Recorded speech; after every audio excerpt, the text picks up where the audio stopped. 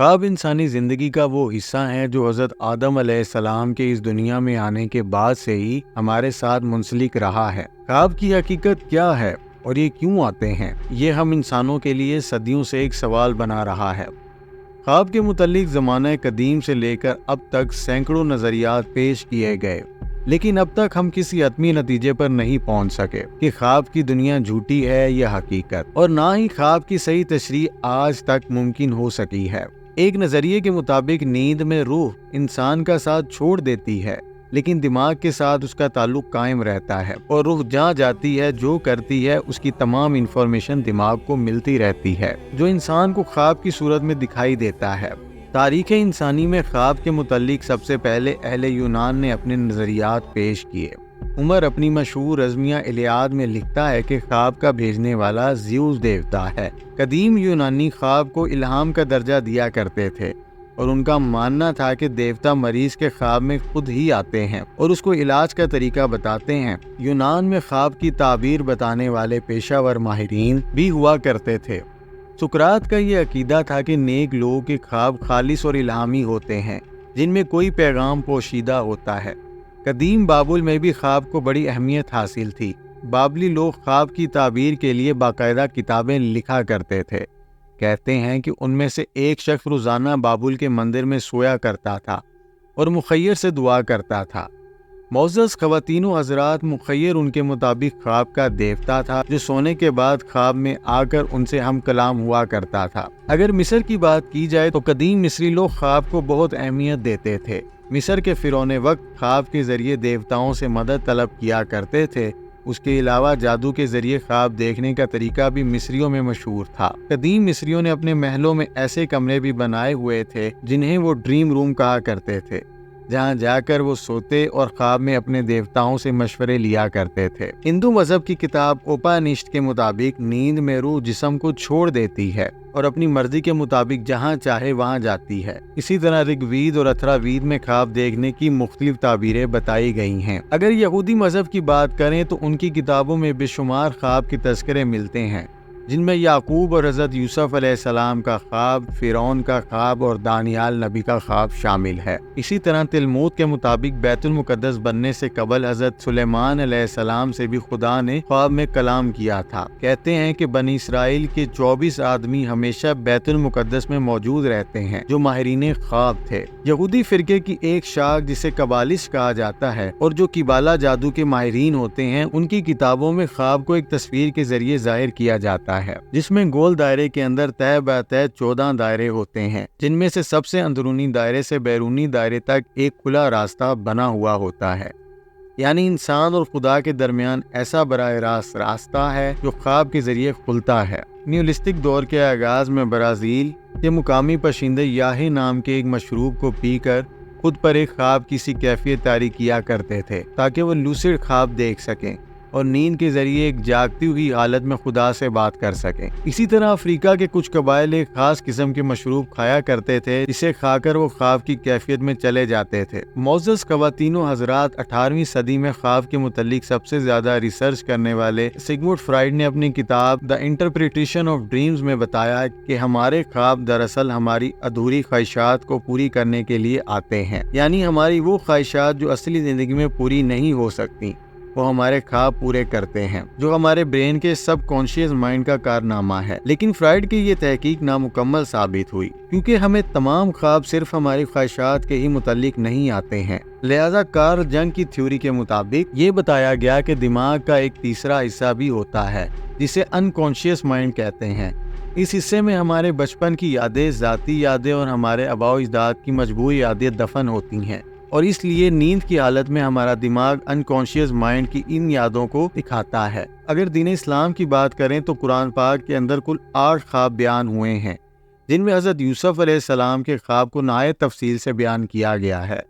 خواب کو مومن کے لیے ایک بشارت قرار دیا گیا ہے، لہذا رسول اکرم صلی اللہ علیہ وآلہ وسلم نے ارشاد فرمایا ہے کہ نبوت ختم ہو گئی، اب میرے بعد نبوت نہ ہوگی مگر بشارتیں ہوں گی۔ صحابہ نے پوچھا بشارتیں کیا ہیں؟ آپ صلی اللہ علیہ وآلہ وسلم نے فرمایا اچھا خواب جو آدمی خود دیکھے یا اس کے لیے دیکھا جائے۔ حدیث کے مطابق خواب کی 3 اقسام ہوتی ہیں۔ بعض خواب شیطان کی طرف سے مومن بندے کو پریشان کرنے کے لیے ہوتے ہیں، دوسرا وہ خواب جو بے معنی ہوتے ہیں اور انسانی ذہن کے لیے ہجان کا نتیجہ بنتے ہیں، اور تیسرا خواب فرشتے کی طرف سے ہوتا ہے جس میں کوئی مقام یا آئندہ ہونے والے معاملات کی بشارتیں موجود ہوتی ہیں۔ ایک مقام پر نبی کریم صلی اللہ علیہ وآلہ وسلم نے فرمایا کہ خواب نبوت کا 46واں حصہ ہے، لہٰذا خود آپ صلی اللہ علیہ وآلہ وسلم پر وحی کی ابتدا سچے اور پاکیزہ خوابوں سے ہوئی تھی۔ آپ صلی اللہ علیہ وآلہ وسلم خواب میں جو کچھ بھی دیکھتے وہ سچا ثابت ہوتا۔ خواب کی تعبیر عہد نبوی میں نہایت اہمیت رکھتی تھی، لہٰذا روایتوں کے مطابق فجر کی نماز کے بعد نبی کریم صلی اللہ علیہ وآلہ وسلم عموماً اپنے صحابہ کی طرف منہ کر کے بیٹھ جایا کرتے تھے اور پوچھا کرتے تھے کہ کیا آج رات کسی نے کوئی خواب دیکھا ہے؟ اگر کسی نے کوئی خواب دیکھا ہوتا تو اسے بیان کر دیتا، اور پھر آپ صلی اللہ علیہ وآلہ وسلم اس کی تعبیر بیان کرتے تھے۔ ماہرین نفسیات کے مطابق خواب کی سب سے پر اسرار قسم لوسیڈ ڈریم ہے، لہٰذا لوسیڈ ڈریم کا استعمال سب سے پہلے ایک سائیکیٹرسٹ فریڈرک وین نے 1913 میں لکھی اپنی کتاب آئی اسٹڈی آف ڈریم میں کیا تھا۔ لوسیڈ ڈریم کے دوران خواب دیکھنے والے شخص کو یہ پتا ہوتا ہے کہ وہ خواب دیکھ رہا ہے، لہٰذا وہ شخص اس خواب میں جو چاہے کرتا ہے اور جہاں مرضی وہاں جاتا ہے۔ یہ نیند کا سب سے گہرا یعنی 4 سٹیج ہوتا ہے، یعنی جب ہم گہری نیند میں چلے جاتے ہیں تو لوسیڈ ڈریم میں ایک شخص کو اپنے خواب پر مکمل کنٹرول حاصل ہو سکتا ہے، لیکن یہ عمل پریکٹس اور ٹریننگ کا نتیجہ ہوتا ہے، اور ہر شخص کے لیے لوسیڈ ڈریم کو کنٹرول کرنا ممکن نہیں ہے۔ اسی لوسیڈ ڈریم کے متعلق ایک صحابی رسول صلی اللہ علیہ وآلہ وسلم کا مشہور واقعہ ہے، جن کا نام حضرت ابو امامہ تھا۔ حضرت ابو امامہ کو آپ صلی اللہ علیہ وآلہ وسلم نے اہل بالا قبیلے کی طرف دین کی دعوت دینے کے لیے بھیجا، جو ان کا اپنا قبیلہ تھا۔ جب حضرت ابو امامہ بالا پہنچے تو انہیں سفر کی وجہ سے شدید بھوک لگی تھی۔ اتفاقاً بالا کے لوگ اس وقت کھانا کھا رہے تھے۔ جب انہوں نے حضرت ابو امامہ کو دیکھا تو خوش آمدید کہا۔ پھر انہوں نے ان سے کہا کہ ہمیں پتہ چلا ہے کہ تم محمد صلی اللہ علیہ وآلہ وسلم کے دین کی طرف مائل ہو کر بے دین ہوتے جا رہے ہو۔ اس پر حضرت ابو امامہ نے انہیں دین کی باتیں بتائیں اور اسلام کی دعوت دی۔ اس پر وہ لوگ بے زر ہو گئے اور انہوں نے حضرت ابو امامہ کو وہاں سے چلے جانے کو کہا۔ آپ نے ان کے اس رویے پر افسوس کا اظہار کیا اور ان سے تھوڑا پانی مانگا، کیونکہ انہیں شدید پیاس لگی تھی، لہٰذا انہوں نے پانی دینے سے انکار کر دیا اور کہا کہ جاؤ تم پیاسے ہی مر جاؤ۔ حضرت ابو امامہ وہاں سے دور چلے گئے اور بھوک اور پیاس سے ان کا برا حال ہو رہا تھا، لہٰذا وہ ایک مقام پر بیٹھ گئے اور زمین پر ٹیک لگا کر سو گئے۔ اس نیند کے اندر انہوں نے ایک خواب دیکھا کہ جس میں انہیں دودھ جیسی کوئی چیز پینے کو دی گئی۔ حضرت ابو امامہ کہتے ہیں کہ لوگوں نے اس سے زیادہ لذیذ چیز کوئی بھی نہ پی ہوگی، اور میں نے وہ ساری پی لی یہاں تک کہ میرا پیٹ بھر گیا۔ ادھر جب بالا کے لوگوں کا غصہ ٹھنڈا ہوا اور انہیں حضرت ابو امامہ پر رحم آیا تو انہوں نے ایک آدمی کے ہاتھوں کھانے پینے کا سامان ابو امامہ کے لیے بھیجا، لیکن جب آپ نیند سے بیدار ہوئے تو آپ کا پیٹ پہلے ہی ایک خواب کے ذریعے بھر چکا تھا، لہٰذا انہوں نے اس شخص کو منع کر دیا اور کہا کہ اللہ نے مجھے کھلا دیا ہے، بلکہ حضرت ابو امامہ نے اس شخص کو اپنا پیٹ بھی دکھایا کہ میں اتنا کھانا کھا چکا ہوں کہ میرا پیٹ بھر گیا ہے۔ بالا کے لوگوں پر اس واقعے کا ایسا اثر ہوا کہ انہوں نے ابو امامہ کی دعوت کو قبول کر لیا اور وہ سب مسلمان ہو گئے۔ یہ ایسا خواب تھا کہ جس میں حضرت ابو امامہ کو اس سفید دودھ کا ذائقہ بھی محسوس ہوا اور خواب میں کھائی گئی غذا باقاعدہ ان کے پیٹ میں پہنچ گئی تھی۔ یہ وہ خواب تھا جس کی کوئی تشریح انسانی ذہن سے نہیں کی جا سکتی۔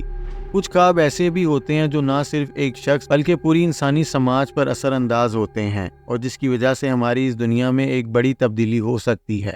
مثلاً مشہور سائنسدانوں نے جتنے بھی کارنامے سر انجام دیے، کہا جاتا ہے کہ ان لوگوں کو بھی پہلے ایسے خواب آئے تھے اور انہوں نے وہ کارنامے سر انجام دیے۔ خواتین و حضرات، ایک روایت کے مطابق نبی کریم صلی اللہ علیہ وآلہ وسلم کے ایک صحابی حضرت عمارہ بن خزیمہ کے والد نے ایک دفعہ ایک خواب دیکھا کہ وہ نبی کی پیشانی کے ساتھ اپنی پیشانی ٹکائے ہوئے ہیں۔ جب عمارہ بن خزیمہ نے یہ خواب آپ کو بتایا تو آپ صلی اللہ علیہ وآلہ وسلم نے فرمایا کہ روح سے ملاقات کرتی ہے اور مومنوں کی روحیں ایک دن اور ایک رات کا فاصلہ طے کر کے ایک دوسرے سے مل لیتی ہیں، جبکہ انہوں نے ایک دوسرے کو دیکھا بھی ہو۔ خوابوں کی دنیا کوئی افسانوی دنیا نہیں ہے بلکہ ایک حقیقی دنیا ہے، ایسی دنیا جسے آج بھی ہم مکمل طور پر سمجھ نہیں پائے ہیں۔ جہاں روحانیت اور سائنس میں کوئی فرق نہیں ہوتا تو کیا خواب کے دوران ہماری روحیں جسم اور وقت کی قید سے آزاد ہو کر آسمانوں اور زمینوں اور مختلف ڈائمینشنز میں گھوم پھر رہی ہوتی ہیں؟ کیا یہ سب ایک ایسے جہاں میں ہو رہا ہے جو وقت اور زمانے کی قید سے آزاد ہیں اور جہاں ماضی، حال اور مستقبل سب ایک ساتھ چل رہے ہوتے ہیں؟ شکریہ۔